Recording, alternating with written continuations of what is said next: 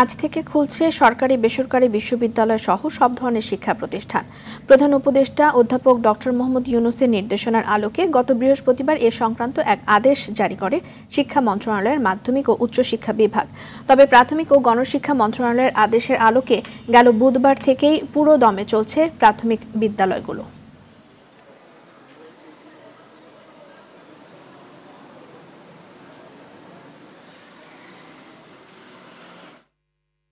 দর্শক, উদয়ন উচ্চ বিদ্যালয় থেকে শিক্ষা প্রতিষ্ঠানের ক্লাস শুরুর আরো খবর জানাতে যুক্ত হচ্ছেন সহকর্মী সুফিয়ান ফারাবি। বিদ্যালয় ক্যাম্পাসে শিক্ষার্থীর উপস্থিতি কেমন দেখছেন এবং দীর্ঘদিন পর ক্লাসে ফিরেছেন শিক্ষার্থীরা, সে বিষয়ে একটু জানবো তাদের অনুভূতি।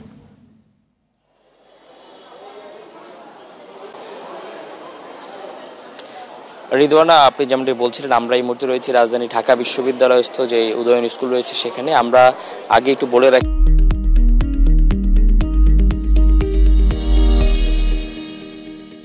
যে এখানে আসার আগে ৩-৪টি আমরা শিক্ষা প্রতিষ্ঠান ঘুরেছি। কিছু প্রতিষ্ঠানে আসলে শিক্ষা কার্যক্রম শুরু হয়েছে, তবে ভিন্ন চিত্র দেখা গেছে। সারা দেশের বেশিরভাগ শিক্ষা প্রতিষ্ঠানে এখন পর্যন্ত শিক্ষা কার্যক্রম শুরু হলেও স্বায়ত্তশাসিত যেসব প্রতিষ্ঠানগুলো রয়েছে, ঢাকা বিশ্ববিদ্যালয়, জাহাঙ্গীরনগর বিশ্ববিদ্যালয়, বুয়েট বা যেসব প্রতিষ্ঠানগুলো আসলে সরকারি নির্দেশনার মানতে বাধ্য নয়, সেসব প্রতিষ্ঠানগুলো কিন্তু নানা জটিলতার কারণে এখনো ক্লাস কার্যক্রম শুরু হয়নি।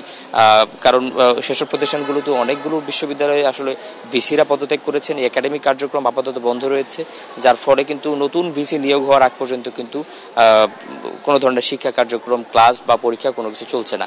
এমনটি কিন্তু আমরা ঢাকা বিশ্ববিদ্যালয়, ঢাকা কলেজ, যেহেতু ঢাকা কলেজ সহ আরও 7টি কলেজ রয়েছে যারা হচ্ছে ঢাকা বিশ্ববিদ্যালয়ের আন্ডারে, তারা কিন্তু আসলে এখন পর্যন্ত শিক্ষা কার্যক্রম শুরু করতে পারেনি। অন্যদিকে আপনি যেমনটি বলছিলেন যে স্কুলগুলো কিন্তু গত বুধবার থেকেই শিক্ষা প্রতিষ্ঠানগুলো প্রাইমারি লেভেলে আসলে কার্যক্রম শুরু হয়েছে, কিন্তু এইখানেও বেশ কিছু সমস্যা দেখতে পাচ্ছি। যে যেমন হচ্ছে, আমি যেখানে আছি ঢাকার উদয়ন স্কুলে, এখানে কিন্তু শিক্ষার্থীরা প্রিন্সিপালের অপসারণের দাবিতে কিন্তু অবরোধ করছেন এবং তারা কিন্তু আসলে তারা যতক্ষণ পর্যন্ত এখানকার প্রিন্সিপাল পদত্যাগ না করবেন ততক্ষণ পর্যন্ত ক্লাস শুরু করবেন না।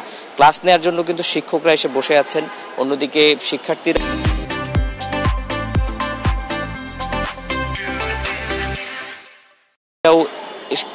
স্কুলে এসেছেন কিন্তু কোনো ধরনের ক্লাসে অংশগ্রহণ করছেন না। এমন কিছু জটিলতায় কিন্তু শিক্ষা প্রতিষ্ঠানগুলো পুরোপুরি এখন পর্যন্ত খোলা সম্ভব হচ্ছে না।